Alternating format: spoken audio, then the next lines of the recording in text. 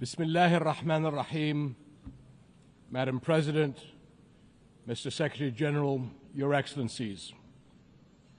Another year, another UN General Assembly, and another occasion when I stand before you to address the same issue, the conflict in the Middle East.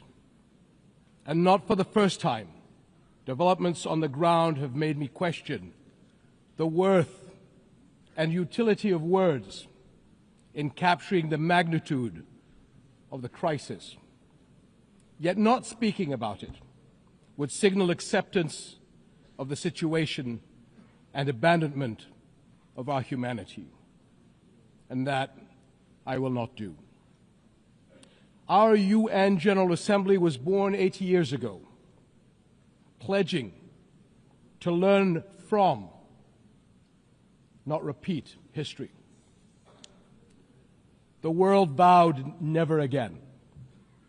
However, for almost as long, Palestinians have been living through a cruel cycle of yet again, bombed indiscriminately, yet again, killed, injured, and maimed, yet again, displaced and dispossessed, yet again, denied rights, dignity, their basic humanity, yet again. So I must ask, how long?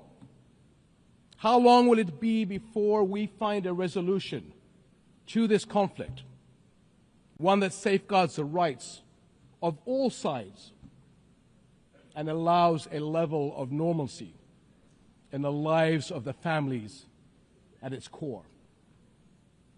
How long will it be before I stand before you and speak not of suffering and devastation in my region, but of prospect, prosperity, and potential? Sadly, this is not the only conflict in our world. And some may say that other wars are also devastating. But the Palestinian-Israeli conflict remains unique. It is the longest standing conflict in the world. An illegal occupation of a helpless population by a self-declared democratic nation, and a flagrant violation of repeated UN resolutions, international law, and human rights conventions. A failure that should have elicited outrage and action, especially from major democracies. Instead, it has been met with decades of inertia. My friends, the war in Gaza marks one of the darkest moments in this institution's history. But although it is today's horror, the injustice stretches back decades. The Palestinian-Israeli conflict has been on the UN agenda throughout its 8 decades of existence. How long will we be satisfied with condemnation after condemnation without concrete action? When it comes to the Palestinian-Israeli conflict, it seems that what unfolds in the halls of power is theory. The struggles and suffering on the ground is reality. For decades, we have seen several attempts to achieve a solution by interim agreements and temporary stopgaps, none that delivered on the end game. In fact, many would argue these processes served as a distraction, as Israel grabbed more land, expanded illegal settlements, demolished homes, and displaced entire neighborhoods. Muslim and Christian holy sites in Jerusalem have been vandalized and desecrated by those under government protection. And throughout all these years, Israeli families, too, have not been able to live in true security because military action cannot bring the safety they need. Nowhere is that more evident than in Gaza. more than 60,000 Palestinians killed, 50,000 children injured or killed, miles of burnt-out rubble, neighborhoods, hospitals, schools, farms, even mosques and churches in ruins, widespread starvation. And what we are seeing is only a glimpse, because never in our modern history has the lenses of international media been obstructed like this from capturing the reality on the ground. Almost 2 years in, and the cruelty of this military campaign continues unabated. Furthermore, the current Israeli government's provocative calls for a so-called Greater Israel can only be realized through the blatant violation of the sovereignty and territorial integrity of its neighbors. And there is nothing great about that. I can't help but wonder if a similar outrageous call were made by an Arab leader, would it be met with the same global apathy? The international community must stop entertaining the illusion that this government is a willing partner for peace. Far from it. Its actions on the ground are dismantling the very foundations on which peace could stand, and intentionally burying the very idea of a Palestinian state. It has shown how little it respects the sovereignty of other countries, as we have seen in flagrant violations in Lebanon, Iran, Syria, Tunisia, and most recently, Qatar.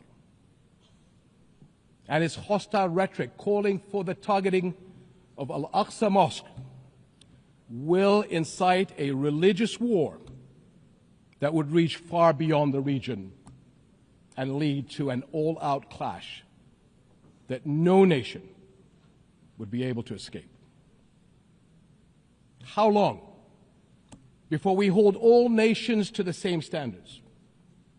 How long before we recognize the Palestinians as people who aspire to the same things you and I do, and we act on that recognition?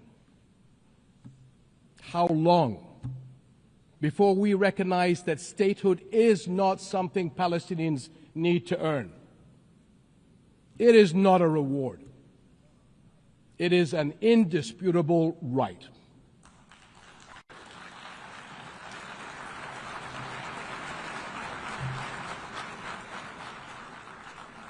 In Jordan, we are determined to work for a world in which people are secure in their homes, are safe to practice their faiths, and are able to live and thrive in dignity.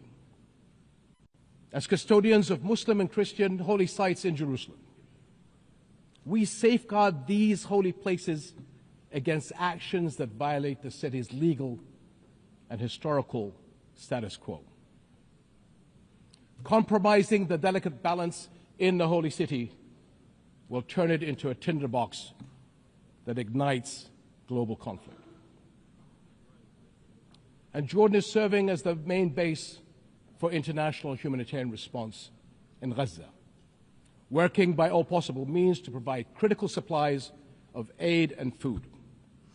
And we appreciate our regional and international partners. I'm also immensely proud of the many Jordanians, including men and women of Jordan Armed Forces, who are at the heart of this effort. Ground convoys, aircraft crews, doctors, nurses, and mobile medical staff who work even under fire to provide relief.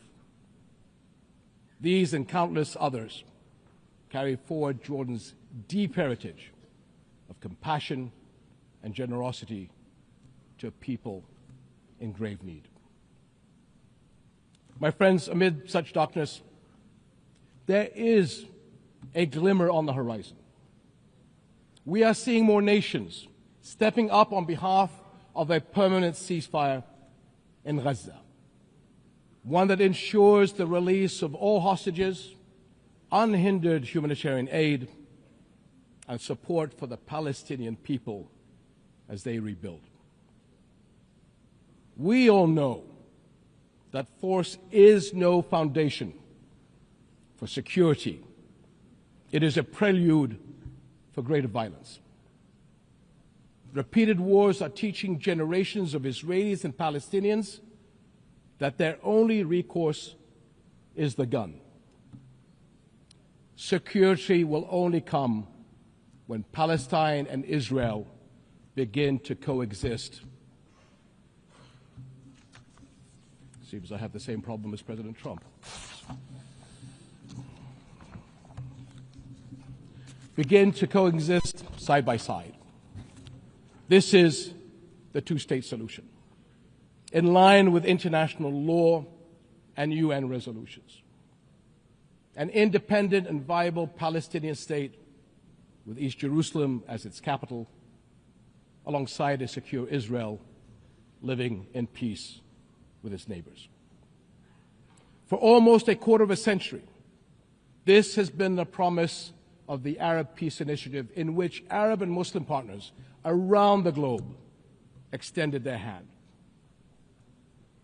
My friends, for the past 2 years, we have finally seen the world's conscience stirring in the courage of ordinary people from every walk of life and every corner of the globe, raising their voices as one and declaring, it has been too long.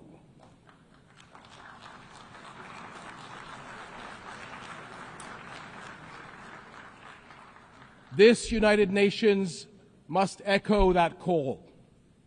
It has been too long, and it must act on that call until peace is a reality. Thank you.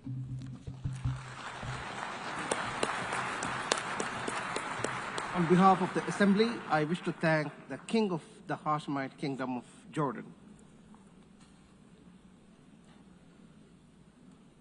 The Assembly will hear an address by His Excellency Lee Jae-myung, President of the Republic of Korea. I request protocol to escort His Excellency and invite him to address the Assembly.